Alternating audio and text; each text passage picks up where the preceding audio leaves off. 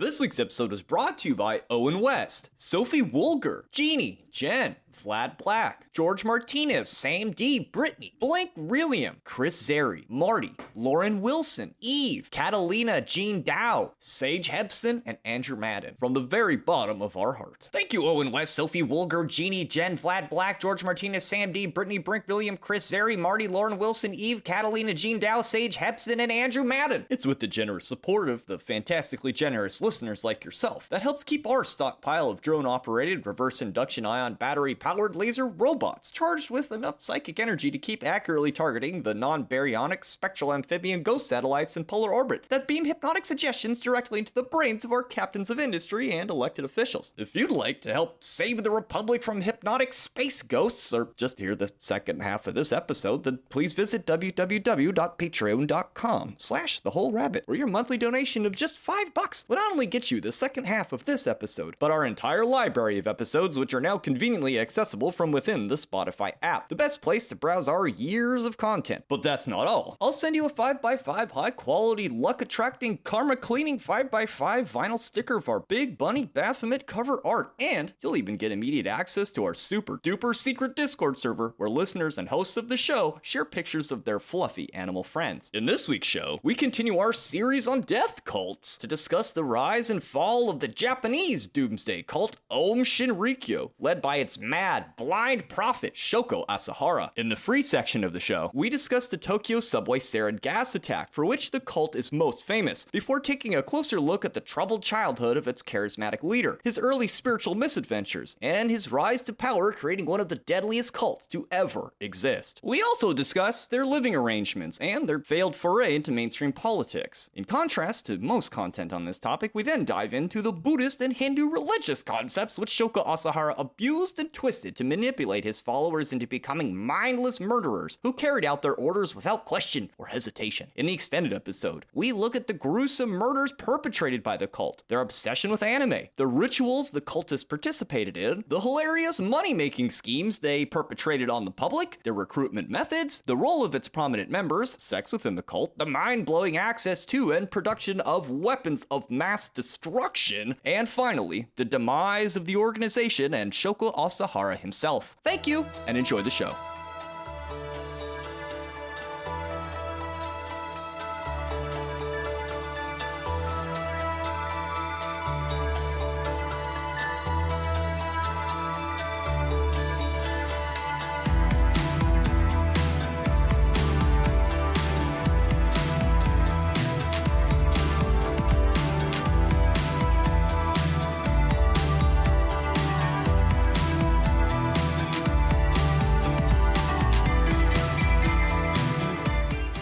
I like how everybody on the show has long enough hair to be a cult leader.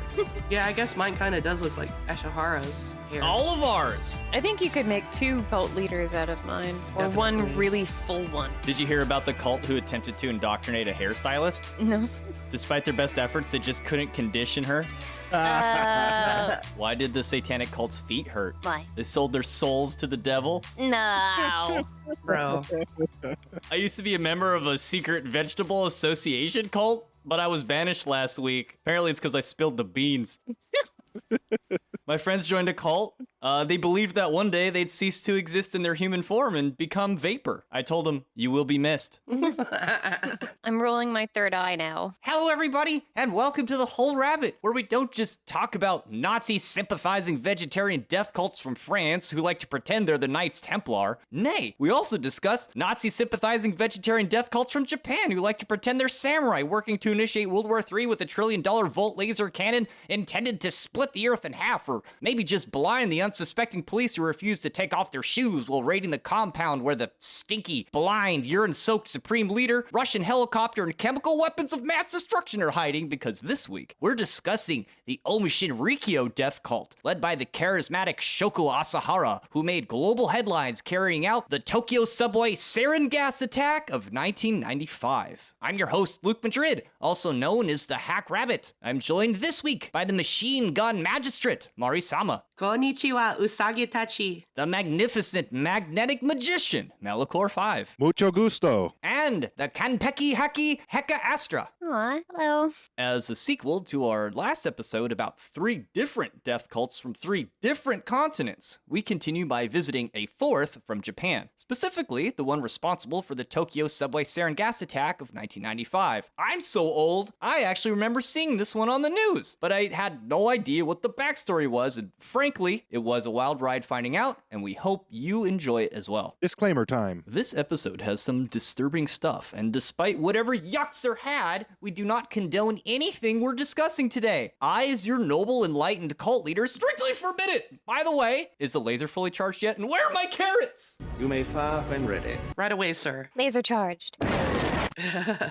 Stay on target. So most people know about Aum Shinrikyo from the Tokyo subway attacks in 1995. Let's start there. So, during a busy workday morning in Tokyo on March 20th, 1995, members of the Aum Shinrikyo cult simultaneously released a deadly nerve gas on the Tokyo subway trains in what is commonly considered to be the Japanese equivalent to the 9/11 attacks. Some numbers are still disputed, but about 13 people died immediately, 50 died later of complications, and according to the National Institute of Health, there were 6,226 injury reports filed with the police after the attack. And while this sounds terrible, it easily could have been so much worse and actually killed thousands of Japanese commuters. In fact, the leader of the cult, Shoko Asahara, considered the attack an abject failure and had considerably worse planned for Tokyo in the near future, which Aum Shinrikyo was incredibly close to actualizing. So how did they even get this stuff on the train to begin with? You'd think that it would garner some kind of attention from onlookers. Well, the reason this is called the Japanese 9/11 is because it was like the loss of Japanese innocence. They didn't really have a way to deal with terrorists like this yet. And there was a big change in the culture following the attacks, much like how it was for 9/11 here in the States. While avoiding attention of authorities for years, the Aum Shinrikyo cult had begun manufacturing and stockpiling the sarin gas around 1993 in a small town north of Tokyo called Matsumoto, eventually expanding to creating and storing it in facilities within Tokyo proper. They also utilized various other nerve gases and biotoxins, but Asahara seemed to have a fixation on this particular nerve gas. In fact, it was later discovered that inside the cult's compound were manuals on how to produce sarin gas, which featured, alongside the instructions, a song entitled Song of Sarin, the Magician, and was likely intended to be sung by members in celebration. The lyrics went as follows.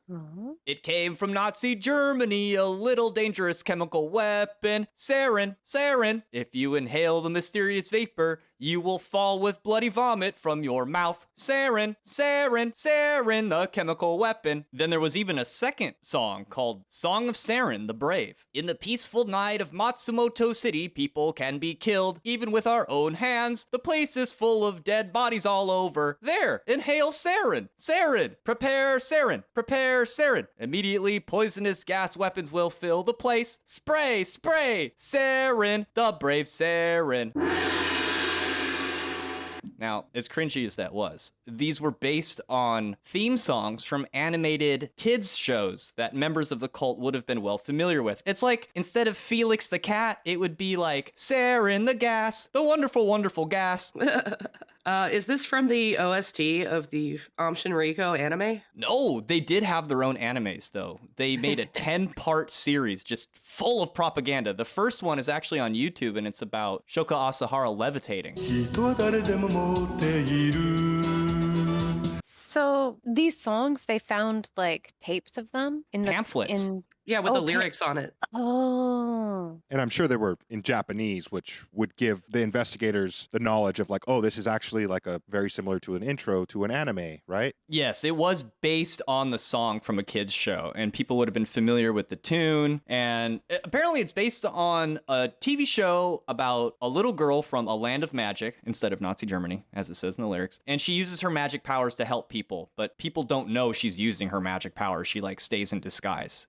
Which sarin gas is pretty hard to recognize as well. So there was some kind of a like, oh, it's working its magic, but nobody knows what's doing it. It was sort of their whole idea with the sarin gas, because it's such a noxious yet undetectable weapon. During the attacks, they actually didn't know what the hell was causing it, and they needed an expert from the military to be like, hey, I recognize this is sarin gas. And then they could start administering an antidote. It also likens to the whole point of the cultists trying to stay hidden when they were performing the attacks. Like, a lot of times they did it in the dead of night, or they were hiding it or obscuring the package before they let it go. So people did not know from which direction it came. So it did kind of like unfold in a degree like a magic spell. It was actually meant as a distraction. They wanted to keep the police occupied so they wouldn't raid the compound. But let's get into that. Much of their chemical weapons were manufactured in a Tokyo facility known as Satyam 7, with supporting technology coming from other nearby cult-affiliated factories. After testing it on some sheep in their farmlands in Australia,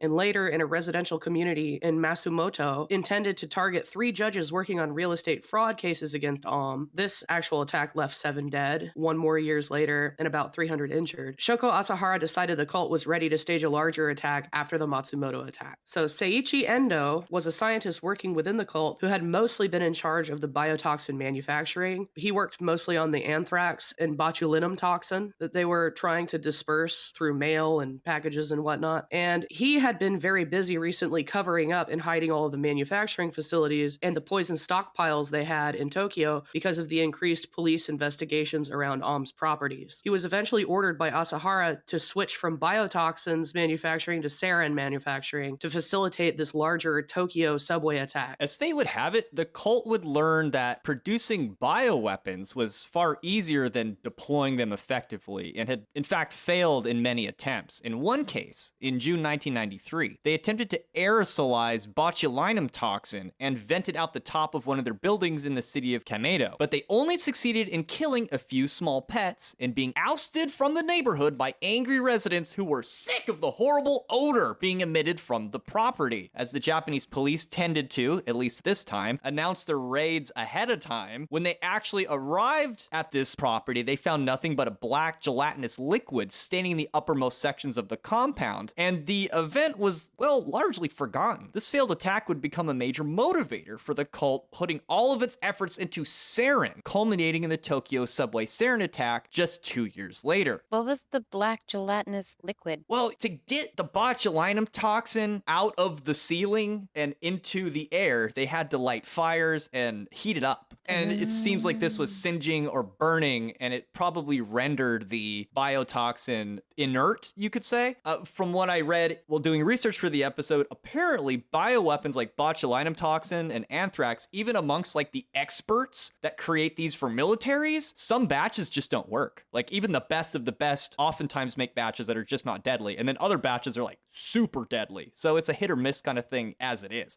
And then delivering a bioweapon, apparently a lot harder than delivering a chemical weapon. Yeah, because you can't just like combust it, you're going to blow it to bits. That's not how these chemicals work, so it's not an explosive. It has to be a special device. Usually it's done with powders, but at that point they can't do mass killings because it would be like only a couple people might handle it. Well, that's why I asked about the liquid, because I was wondering if it would be indicative of the botulinum toxin or not. Like if that would be enough for them to know what they were doing, or if it's just like, we don't know what this liquid's all about. They didn't know what it was. They just found some strange gelatinous goop on the top floor of the building. All of the sensitive stuff had been removed by the cult because they knew the raid was coming. And they probably tested it and just couldn't figure it out. They did a really poor job investigating Aum Shinrikyo until the Tokyo attacks. In fact, it seems to suggest that they had help or higher ups that were protecting them. Copy that. Being rushed by the short timeline, having been tipped off by members that had infiltrated the Japanese Defense Force about the upcoming raid, and with limited ingredients and equipment, Seiichi Endo and the other chemists that usually manufactured the chemical toxins hastily created the batch of sarin for the Tokyo attack. They ended up creating an impure and weaker product, determined later by police to be half as potent as the gas that was used in Matsumoto, but still, it was the amount called for by Asahara, and the attack went on as planned. Yes, the sarin used in the Tokyo subway attack was reported to be only 30% pure. Had it been closer to 60%, like the Matsumoto attacks, the death toll would have been significantly worse. And another difference, too, is that they had a refrigerated truck equipped with an aerosol motor that dispersed it in Matsumoto, which made it way more volatile to begin with. And the attacks on the subway are pretty much plastic bags with liquid in them. The attack itself was carried out by 5 members of Aum Shinrikyo on 5 different train cars in the Tokyo subway at the peak of morning rush hour on March 20th, 1995. The cult members had trained for weeks and targeted train cars which would eventually converge in and around the Tokyo police headquarters and were intended to harm as many of the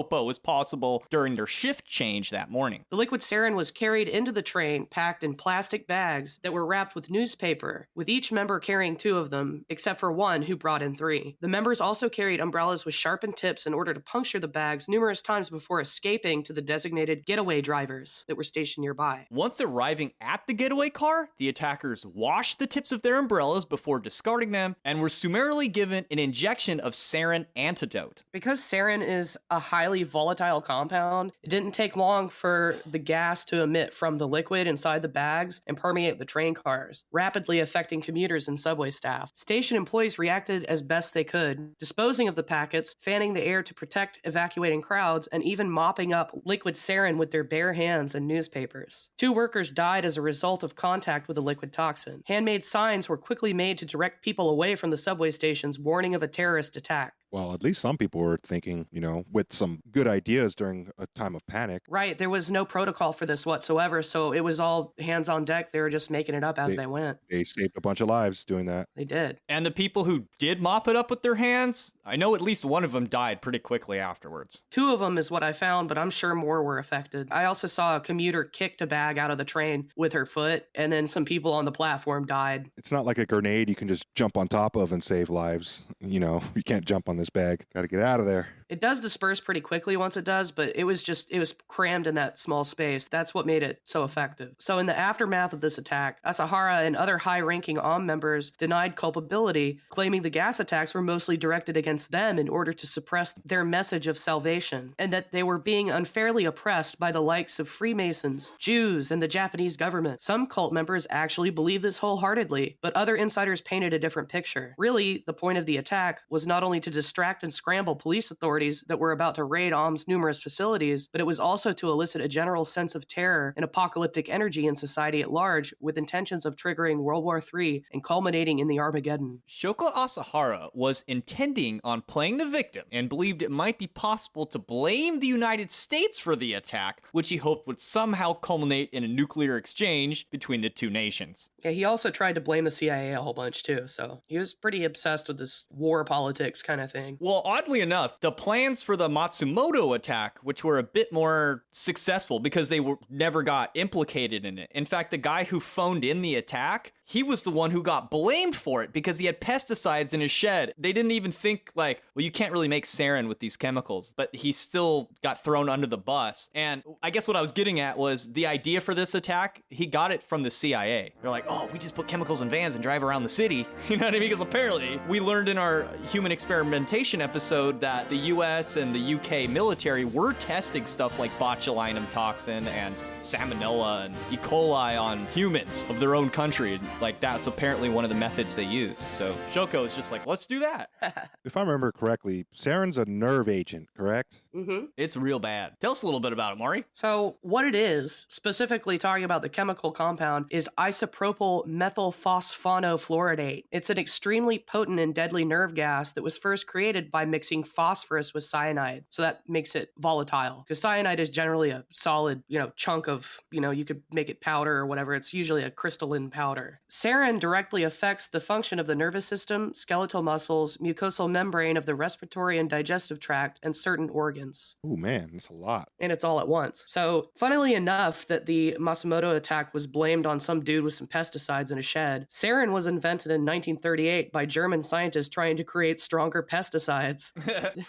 And it eventually was adopted into the Nazi chemical warfare program to be used during the war, World War II. Manufacture began swiftly. Artillery and warheads with the deadly gas was created, but apparently Hitler and other top Nazi brass decided against using it in the war because it would have set a precedent for their opponents to also use chemical warfare in retaliation. Meaning, the use of sarin gas against human targets was even too evil for the Nazis. Let that sink in for a moment. That's wild. That's up. Nerve agents basically turn your own nervous system against your body. It's pretty bad. You just start foaming out of everywhere and vomiting and shitting and you drown in your own fluids as you go completely ragdoll. By the end of the attacks, the subway floors were just covered in like vomit and piss and people unable to get up or stand up, like writhing in this like soup of death. Yeah, the symptoms are pretty rough. The symptoms can appear within seconds to minutes, and more highly concentrated exposures can cause death in about 10 minutes or less. Mild to moderate side effects include pinpoint pupils, which restrict vision, runny nose, narrowing of the airways, fluid accumulation in the lungs, and shortness of breath or difficulty breathing.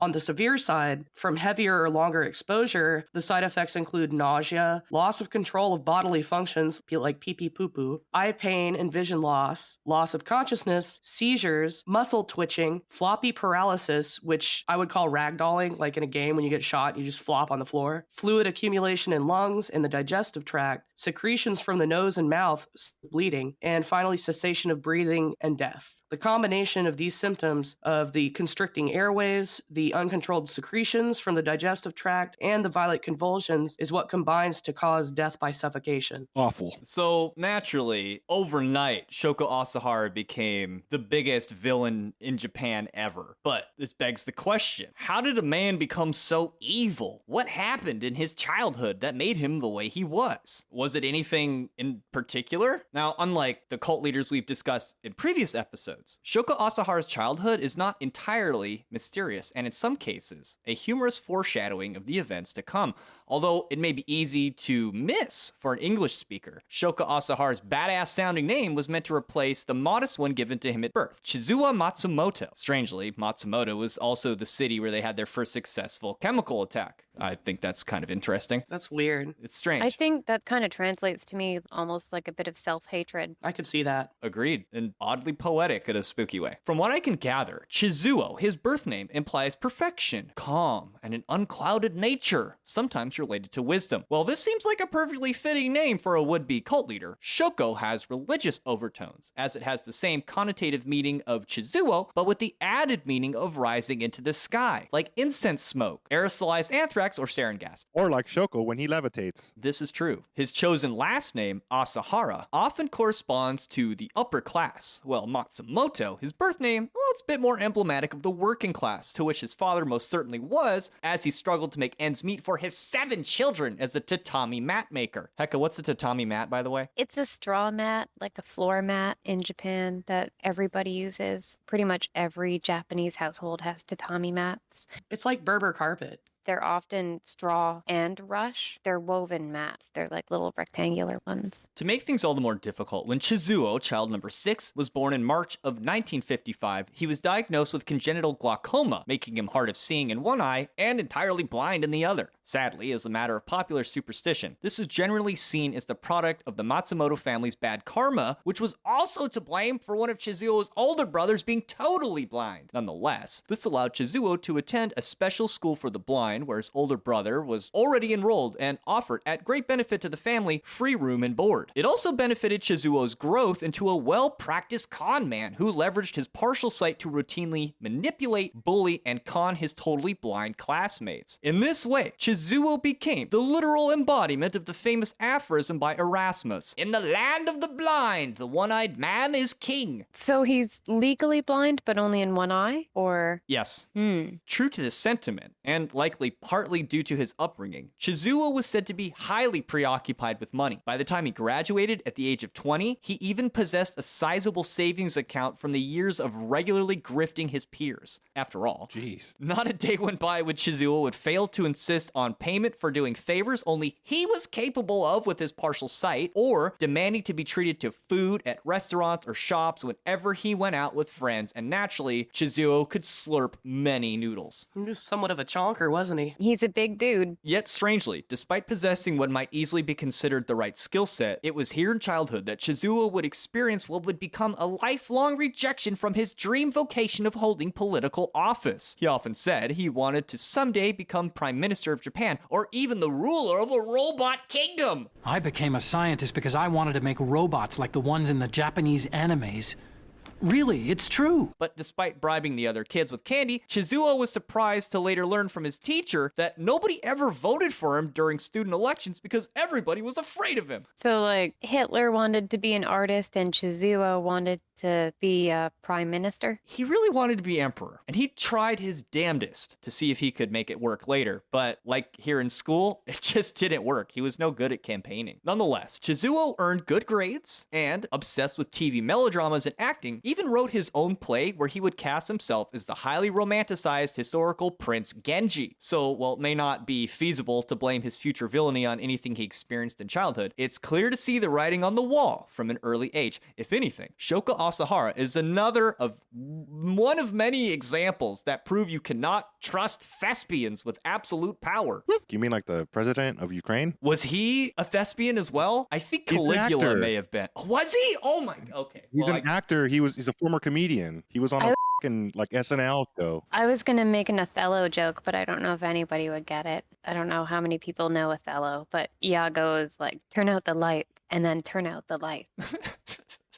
There's some Reaganite out there that's like, no, because he stopped the Soviets and he was an actor. Anyway, despite his ambitions, it would be many years of embarrassment and tomfoolery before Chizuo Matsumoto would ascend the heights of power and become the true menace to society for which he was destined. In 1975, after graduating from an extended stay in high school for the blind at the age of 20, he would quickly find employment as an acupuncturist and masseur, which was considered a traditional occupation for those with impaired sight. Just a year later, in 76, he was convicted and fined 15,000 yen for causing somebody severe bodily harm, likely due to an over-eagerness to use his skills as a black belt in judo. What? Dude, that's only like $150.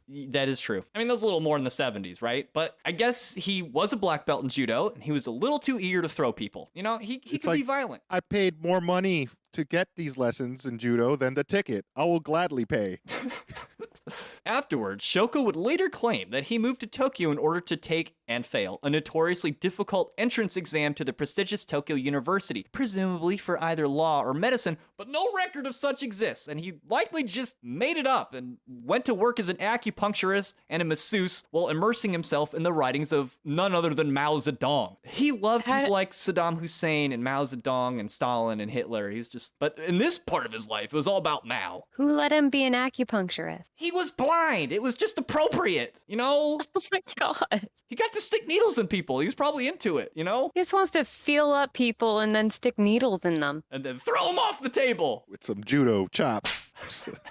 In 1978, he would knock up a Tomoko Ishii, who he quickly married, and the same year, with the financial support of his new in-laws, would open a Chinese herbal pharmacy, which actually did quite well. This may have been the end of the story, but in 1981, Chizuo joined one of Japan's most successful, quote, new religions, Oganshu, a curious, cultish mishmash of Japanese Buddhism and Indian Hinduism, where he would attain the inspiration for his own cult years later. As many point out, Chizuo would base his own leadership on Oganshu's charismatic leader, the 60-year-old Seiyu Kiriyama, who also was said to be host to what British scholar Ian Reader describes as miraculous and extraordinary happenings, visitations, and other occurrences that created a sense of dramatic vigor and expectation around the religion of its leader, endowing them with legitimacy and suggesting that they possessed a special, chosen nature. It was also during this time, shortly after joining Oganshu, that trouble struck for Matsumoto when he was busted for selling fake cures in his Chinese pharmacy, which resulted in a fine of 200,000 yen and a short stay in prison, leaving him both shamed and bankrupt. What kind of fake cures? You know, like goat's piss and, you know, sweat from a lemur. I don't know. Some rock I found on the ground that looked nice that one day was raining. You stick a bug in some water and be like, this will cure your diarrhea. Yes. He would get his revenge later, though. Now, in the wake of this disaster, Chizuo threw himself headfirst into learning various forms of traditional fortune-telling, Taoist medicine, and other related expressions of divination and mysticism of this time period. Shoko later commented that he had been, quote, mentally unstable and, quote, full of doubts about his life. He described his situation as a conflict between self-confidence and an inferiority complex. Remarkably honest, considering what he would become. As he would later claim, this was the true beginning of his path to enlightenment. He said, "One day I stopped fooling myself altogether and thought, what am I living for? Is there anything absolute? Does true happiness really exist in this world? If so, can I get it? I did not realize at this point what my soul was looking for was actually enlightenment. But I couldn't sit still, urged by such restlessness. I started a blind search, get it? It was an intense feeling. It was a faith." He would say this. He actually called it a blind search. He did. I mean, he could be funny at times. He would then say that his quest to true enlightenment meant discarding everything, and that it required, quote, great courage and faith and great resolution, describing his journey as a long and arduous 8 years of practice. It was here, during his stay in Oganshu, that Chizuo was introduced to a number of concepts and practices that would become the defining characteristics of Aum Shinrikyo, motifs of esoteric Buddhism, mystical forms of yoga, acts of purification meant to burn off negative karma, application of American New Age lingo to ancient esoteric concepts, psychology, and a fascination with neurology, of all things. Everything you need to start a cult, a non-Christian cult at least. Oh, he put Christian stuff in there too. Oh, okay. But he had it all, man. It was here in Oganshu that he also first encountered the writings of Nostradamus, which, like the Nazis, he would use liberally to predict his own future claims to greatness, specifically the rise of an Eastern king at the end of times. Apparently, he had never heard of Putin. He even claims to have awakened his kundalini during his early years in Oganshu.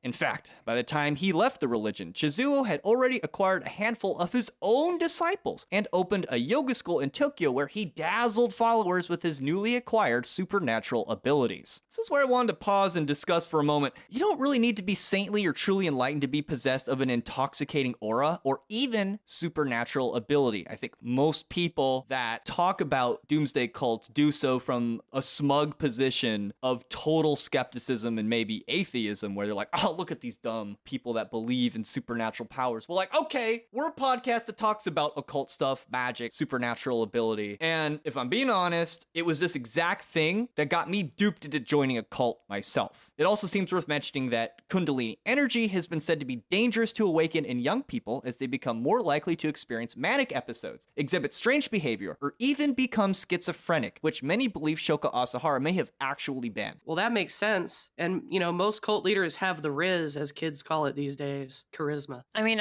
I've also met someone and came to know someone that had that exact kind of aura and was actually schizophrenic as well. So, like, it's absolutely a thing. And if you've met those kinds of people or been sucked in by those kinds of people, it's easy from the outside looking in to be like, well, those people are dumb to be duped by those people. But when it happens to you, it's a whole other story. It actually makes it harder to escape because everyone wants to laugh at you. And then you think in your mind this dialectic between like, okay, either secular society is absolutely right or my guru is absolutely right. And I know my guru has magic powers and secular society doesn't acknowledge that. So the guru must be correct. I'm here to tell you, it could be somewhere in the middle. Your guru could be absolutely crazy. Supernatural abilities do exist and can be possessed by crazy people, but you probably still should listen to the secular audience and get the hell away from the cult. So if you needed to hear that, I'm glad to say it. It's interesting, too, to think of them as possibly schizophrenic, because usually when you think about a schizo person, they're usually paranoid and off by themselves, and they don't want to talk to people because they're afraid that everyone's against them. But if you combine that with someone with charisma that's outgoing and an extrovert, that could be dangerous because their own delusions can be put onto, like, other people will start adopting their delusions,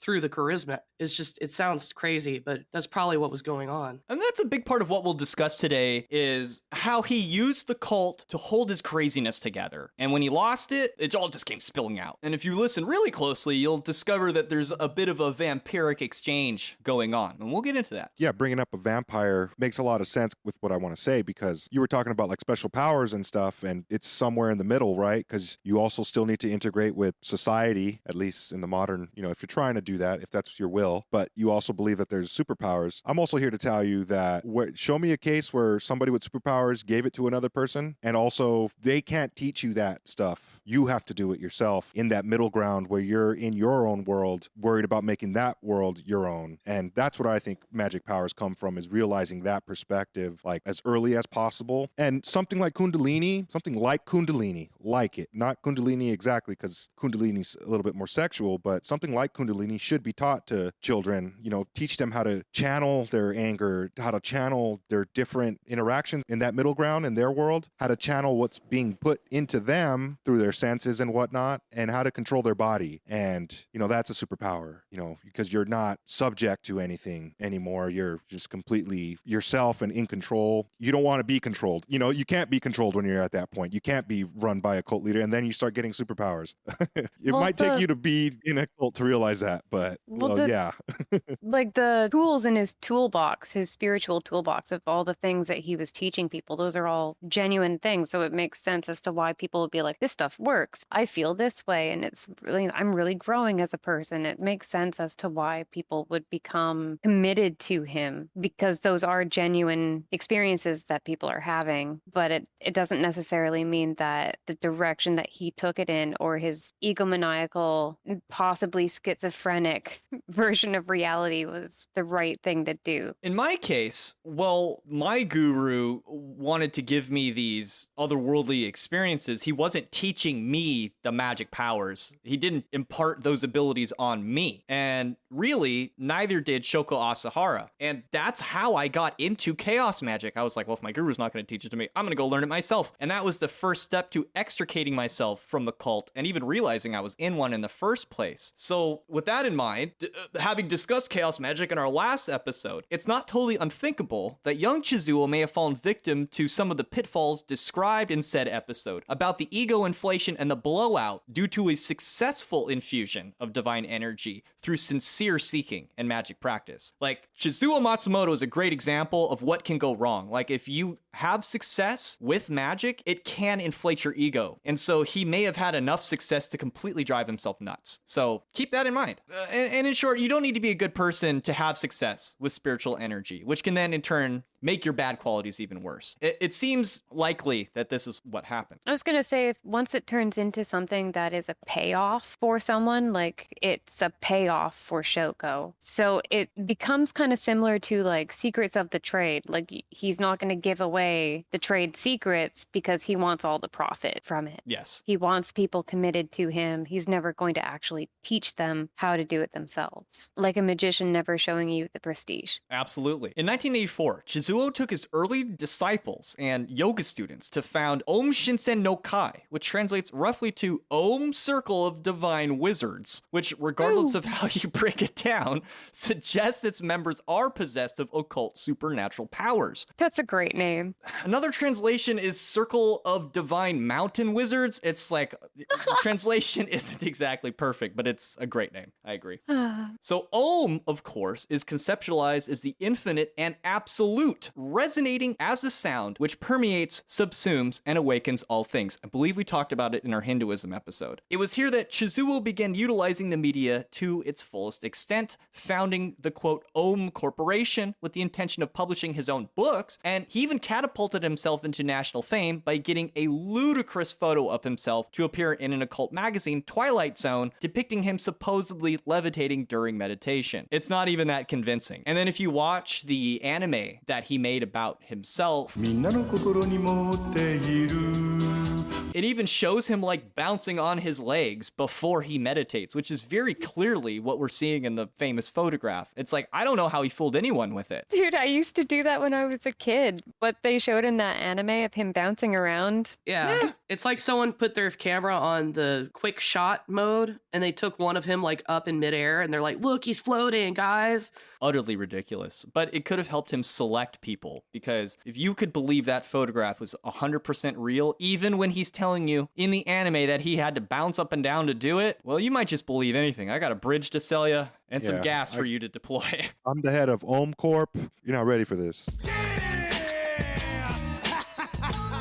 Concurrent with such shenanigans, it was during this time that Chizuo claims to have been visited by a deity while wandering the beaches of northern Japan as a, quote, homeless monk, who ordained him as Abiraketsu no Mikoto. or the god of light who leads the army of the gods, specifically in an ultimate war to destroy the forces of darkness and bring about the kingdom of Shambhala, a sort of enlightened utopia of esoteric Buddhist tradition. It's also a pretty good rave. Naturally, this revelation was announced to the world during an interview with a New Age magazine. It was at this time Chizuo Matsumoto would transform into Shoko Asahara, adopting a more remarkable name to reflect his newfound spiritual authority. He would later come to identify this deity who anointed him as the Hindu god Shiva, a fitting choice for a would-be doomsday cult, as Shiva is thought to preside over not just the art of yoga, which Shiva is said to have invented, but the simultaneous transaction between enlightenment and the destruction of the phenomenal universe. Well, this at first sounds dark and destructive, and maybe for Aum Shinrikyo it is. On a deeper level, the vision of Shiva, or the Shiva Darshana, as it is known, amounts to the destruction of the separation between the self and the whole of the universe. This is mythologized widely as the universe being destroyed when Shiva opens his third eye. It was from this vision granted by Shiva that Shoko Asahara would later claim Aum Shinrikyo arose from. Prior to its official creation, however, Shoko would claim to have attained the, quote, final enlightenment, which is said to have occurred during meditation while studying under monks in the Himalayas for a mere 5 days. Originally, it was Shoko's spiritual teacher from New Delhi who had referred him to these monks, but was surprised to discover his return after such a short amount of time, being like, I thought that would take him the rest of his life. It was during this return to the world that Shoko would found Aum Shinrikyo, which roughly translates to teaching of the supreme truth. It would be through Aum Shinrikyo that Shoko Asahara would fulfill his destiny as a guru or even a god, reshaping the world according to his vision of a final battle between good and evil, which was fast approaching. Along with his new name, Shoko Asahara would cultivate a new identity concordant with his claims of enlightenment and the leader of a flock of deeply devoted followers. To look the part, Shoko began growing his hair and beard to considerable length, donning flowing purple robes emblematic of a Hindu wise man. To go along with the looks, Shoko demanded his followers refer to him as Sanshi, a worshipful terminology not ordinarily used in Japanese Buddhism, meaning revered master or exalted one. This sort of reverence, like many other motifs in Aum Shinrikyo, borrowed heavily from the guru tradition, well known in India, which places a deep emphasis on total devotion and trust of the follower, known as a chela, to his spiritual teacher or guru. After all, chela comes from the Sanskrit verb root meaning to serve, and refers to a bond which is considered sacred, even more so than the one between child and parent, as one births a person to the world, which is temporary. Meanwhile, the guru births his follower to divinity, which is eternal. On the other hand, guru is also a Sanskrit word meaning heavy, which Shoko Asahara most certainly was. His rotund belly a receptacle for equally rotund melons, which sell at a premium in Japan, and stood in stark contrast to his followers who, despite being urged to become clones of Asahara for the purpose of salvation, would become emaciated renunciates, or shuki. Shuki is a Japanese term from Buddhism, which means leaving home, but is a facet of both advanced stages of Buddhism or Hinduism, where the student surrenders all of their worldly concerns and family for monastic life, often becoming a priest. In the case of Aum Shinrikyo, it meant signing over all of your worldly possessions, money, property, and bodily self to Shoko Asahara, renouncing your family and coming to live inside an Aum compound where vigorous worship of the master was required, a new Sanskrit name was adopted, total celibacy was enforced, ejaculation forbidden, hours of meditation and intense breathing exercises were assigned, demanding often impossible work assignments given, and were expected to be followed out uncritically with a sleep schedule as sparse as 5 to 3 hours a night. It also didn't help that you had one meal a day of boiled vegetables and rice known as Aum food or Shoko rations. What? Great names. That sounds like some of the worst, is like you only are allowed to eat a little plate of tofu and like boiled vegetables. Like, God help me. In a book written by Asahara's former driver, Satoshi Tamura, he details the guru's increasing gluttony, hypocrisy, and cruelty as time went on. According to Tamura, while Asahara cultivated the image of a sacred blind man or a blind prophet, he was not so hard of seeing as to forbid him from catching a baseball or serving a tennis ball. He also recounts that because Asahara did not wish to be perceived as breaking Buddhist dietary rules, he would secretly be tasked with visiting his favorite restaurants and ordering triple-sized portions dozens of meat and fish dishes. As a fun side note, my cult leader that I escaped/sabotaged also believed it best to adhere to Buddhist dietary laws and had an Asahara-style belly that he too was proud of. In my case, my cult leader was at least forthright about his stubborn unwillingness to give up such foods and had yet to begin forcing dietary prohibitions on us, although I'm sure it would have evolved to that at some point. In the case of Shoko Asahara, although proud of his giant belly, he told his followers that it was so large due to his willingness to absorb the group's bad karma, which would come to rest in his tummy. That's right. It's your fault. Thank you. Thank you, Guru, for absorbing my bad karma. He's like a fat Japanese Jesus now. That is literally what he is, to his followers at least. In Satoshi's case, he was so irritated by seeing this sort of behavior of Asahara that he once opened up to some of Aum's leadership about it and was met with an explanation that the Guru must have been giving Satoshi a Mahamudra, which essentially is a test to see how loyal you are. And this filled Satoshi with a deep sense of shame. When Asahara left the compound, it would usually be in the accompaniment of 6 other vehicles, which Tamura dubbed the Daimyo Procession. And he even once saw Asahara gamble on horse races, which he then occasionally lost, a hard demonstration of his master's prophetic fallibility. Asahara also loved karaoke and would attend them regularly, often insisting on singing the Japanese version of Frank Sinatra's My Way, which apparently usually occupies the top position for songs you are to avoid singing at all costs, like Stairway to Heaven is here in America. I did it my way. You're not supposed to do that in Japan. Like, there's like, dude, we have heard this song enough. I don't want to hear that song ever again. And he would just sing it on repeat. Like, once he got the microphone, he would never give it back. Also, that was the thing. He loved karaoke. That's the perfect cult leader song. We're doing this my way. I mean, I like that song. It's a good song. I don't know about the Japanese version, but I'm sure it's also awesome. It is. Then for the disciples, living quarters were cramped. They were absent of any personal effects. Like a monkey ready to be shot into space. Space monkey. Ready to sacrifice himself for the greater good. And the spaces inhabited by the disciples were only large enough to lay prone, and they were also frequently overrun with bed bugs, cockroaches, and rats. As members, despite the carnage the cult would come to be known for, were expected to follow a strict code of ahimsa, which entails a rigid adherence to non-harm for all living things. To make matters worse, the fact that Aum's properties were largely unregistered made it so they were ineligible for trash collection, and shunning worldly amenities, members themselves were also incredibly filthy and ripe with body odor. This does not sound like a fun cult to join, even for the lulz. It sounds like people who work at or something. A large percentage of these renunciates, or shuki, lived in one of 10 buildings known as satyam in Kamikiya-shuki and were arranged like cubicles. 2 satyam buildings also existed in the main headquarters in Fujinomiya, a small city near Mount Fuji, although Aum Shinrikyo boasted as many as 20 properties, many of which were centered within 100 miles of Tokyo, Yokohama, and other major cities in Honshu, the Japanese mainland. Even Shoko Asahara's living quarters were luxurious only in comparison to those of his followers, sporting a kitchen, usually replete with melons. He loved melons. A room for spiritual practice, and separate rooms for his wife and kids. But that's it. No golden toilet. It was pretty basic. Separate from other Aum properties was its Astral Hospital Institute. Sounds a little silly. A small 9-bed suite on the 2nd floor of a 4-story commercial building on a busy Tokyo street where, more often than healing, the name of the game was human experimentation, medical abuse, and extortion. For instance, if your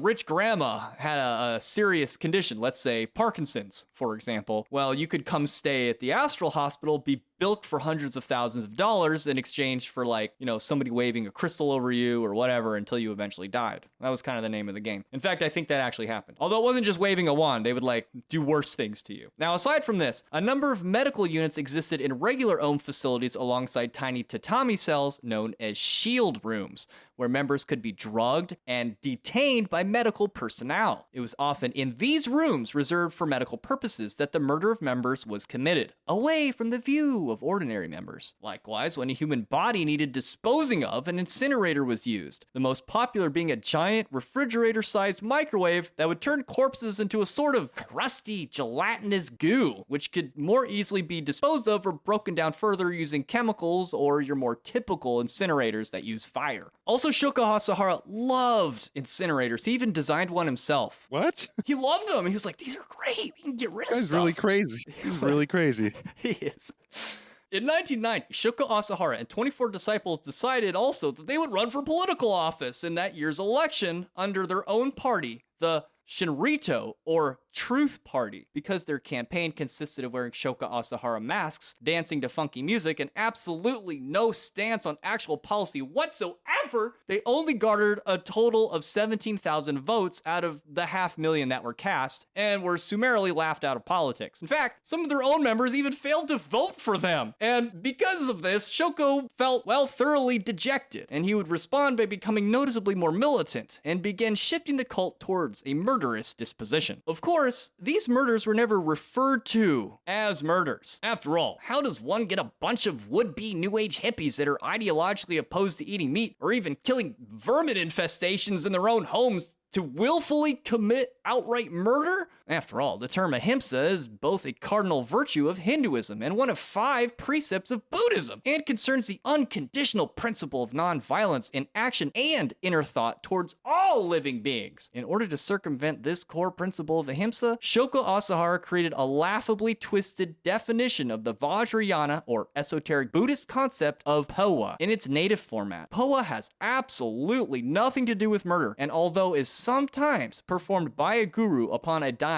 or even dead person, it is more appropriately understood as a practice that is performed by the person who is themselves dying, or as a practice performed throughout life in order to better prepare for one's transition at death. According to the teachings of Jigme Lingpa, the prescription of powa for the living, healthy practitioner goes as follows. When falling asleep at night with intense concentration, one must think, I am dying, so I must recognize the stages of dissolution and go to the natural Nirmanakaya pure realm. Then one will fall asleep, envisioning the arrangement and qualities of the Nirmanakaya realm. Between practice sessions, as mentioned earlier, it is essential to have developed the skill of training the consciousness that rides the winds. I really dig that. We talked about something similar to this in the Tibetan Book of the Dead. Yes. Where a priest would probably come and say some stuff to you that you would practice in your life. And I guess it's like, have while you're dying and you know this, you have some priest there helping you remember,